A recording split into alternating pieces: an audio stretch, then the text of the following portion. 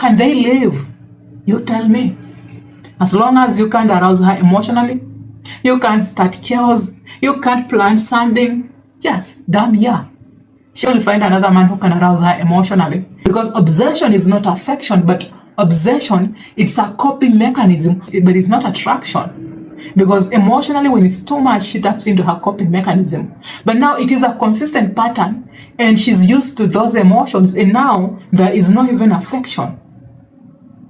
And the only way to seek connection so that she can be secure is maybe to end up sleeping with you, because that confirms that you're not walking away. But now the obsession part will later on fade away, because she's now facing reality and facing logic. She won't feel attracted to you. She's only around because you can fulfill security and you cannot abandon her.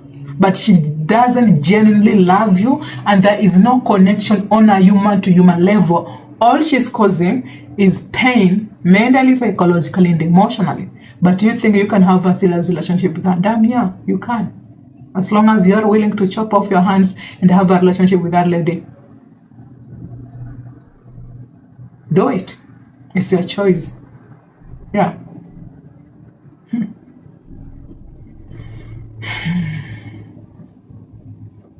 So yeah, most women are not aware of this because they don't know how to handle the situation that exists. They don't know how to handle the intense emotions that they experience when they see someone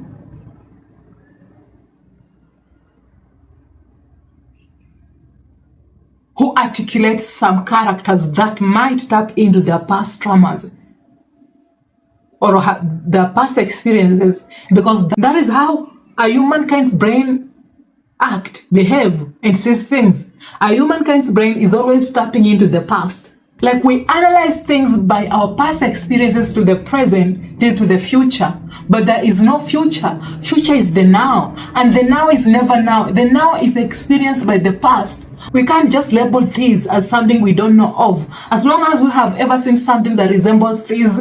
So how we see things is purely on our past experiences, which is our subconscious reality, and how we felt about it. Now, if the emotions were intense and we saved that, we justify the present thing, okay? We justify the present thing in a way that makes sense to us, because that is the only way we can connect with it, even when it isn't entirely how things are, but we see that way, because that is how we cope with our present by our past. And it's not the what is, it is the what is with our past emotions that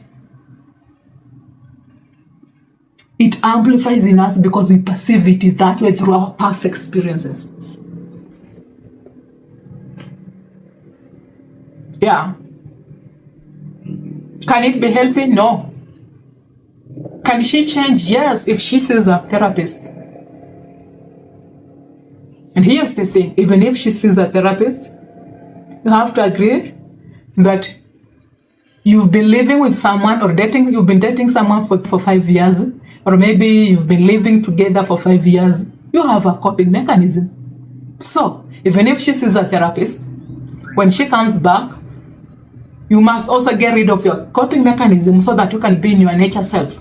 Being in your nature self and not abandoning your nature self can encourage you to assess her pattern in a positive way and not tap into your coping mechanism, because you might be biased and think that she has changed, and now measure her under the influence of a coping mechanism that you are never aware of. And until you are in a state of nature self, being yourself, that is, you don't know the nature of oneself.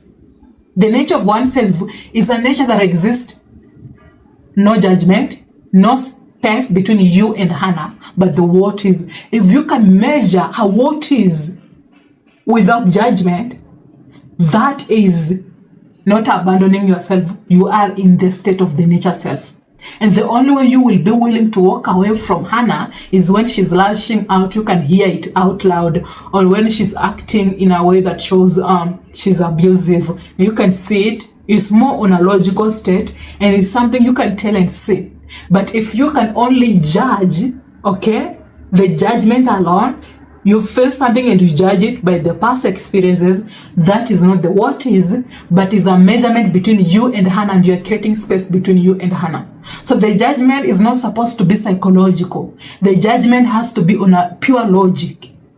And when it's on a pure logic, but it raises conflict, then you are frustrated, and there is a possibility that you are creating questions psychological. And when you are creating psychological questions, then it is a pattern, it's a coping mechanism that exists, and it is ingrained in your internal operating system. And that coping mechanism is the only reason why you are not walking away from Hannah, and you might even see things differently. Yeah.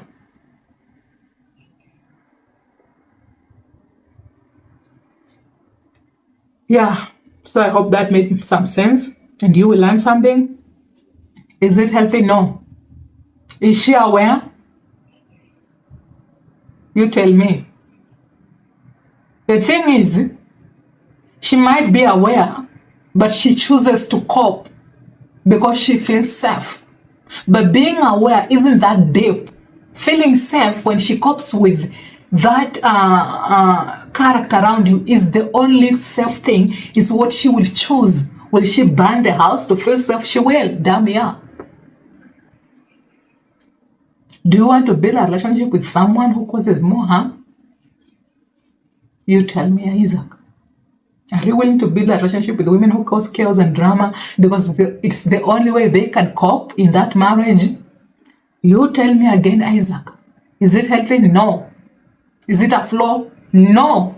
Most of you think that it is a flaw because it will mimic a flaw. A flaw you can change. A flaw she can change without even seeing a therapist. That is the difference between a flaw and an ingrained coping mechanism. An ingrained coping mechanism can only, it's like suffering from a specific disease, right? There are some diseases that you can't just take a painkiller and heal from it, because it isn't just what you're feeling, or maybe I'm having a headache. It's more than a headache, okay? Maybe you have typhoid. Yes, when you have typhoid, taking painkiller, even if the typhoid is mimicking some symptoms of a headache, your headache might stop. And it might seem as if you're getting well, right? But the typhoid will still be there. You are still sick until you go to the hospital. So a specific medicine can only heal typhoid, but that medicine that healed headache, it doesn't mean that medicine can heal typhoid. But it can reduce, okay? It can reduce the side effects that shows you are suffering from typhoid. If that makes sense. I don't know if it does make sense. So until she sees a therapist so that she can tap into her ingrained coping mechanism, that coping mechanism, that character, it will still exist. There will be no love because there was only obsession. And obsession blurred the line between affection and what? And obsession, because obsession was her initial stage of coping with someone she perceived as this person, because perceiving you as this person aroused her emotionally in her past traumas, and she ended up having a relationship with you under that coping mechanism and under that arousal, and she was never aware.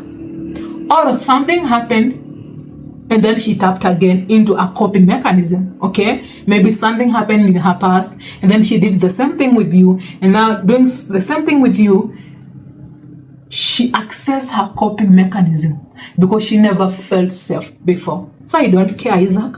The only way she can be a potential partner, a healthy one, is for you to accept moving forward and be willing to work on yourself for a better life.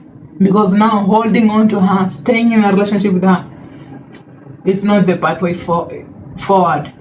It is the pathway forward for harm, emotionally, mentally, and torture, psychologically. Do you think that maybe she brainwashed you because she wanted that relationship? No. She was innocent. She never planned anything. She was acting on how she perceived things, and she was just innocent. She was just copying. It was just how she was perceiving things. And even if she was just innocent in the first stage, it doesn't mean she is innocent right now because she's causing more harm to you. Right now, she's so guilty logically. She will never see that. Even when she sees that, she can never take that emotional toll on her. She can never take it, and she will blame it on you. She will start chaos because it's the only way she can cope with the blame and the harm that she is causing on you. And you can never build a serious, stable marriage with that lady and get out of your head, move forward, and you need to man up and make a decision as a mature person and move on with your life. You don't want to move on? You want to go back and have a marriage and a relationship with you? Do it. It's a win for you. Because eventually, it has its own torture psychologically, mental. Not right now, you're strong, but in the future. And when it does happen, you're emotionally tortured, psychologically tortured, because emotion starts in there. When you're affected emotionally, it starts in the bones, sometimes even in the legs, in the knees. Emotionally, it's just a consistent pattern that you will be experiencing. Because here's the thing, you can say you have a healthy coping mechanism, but sometimes she will find like you don't plan for it to happen. You think things are okay, you think everything is fine, you haven't even planned for it to happen, and then she triggers you emotionally. That affects your bones, your knees. In the near future, you will think you have a problem, and right now it's okay. It is okay. And right now, you see some good in some women because of that. Because she is tapping into her coping mechanism. She doesn't fucking know what reality is. No. Let me hope you have enjoyed something. Let me hope you have learned something.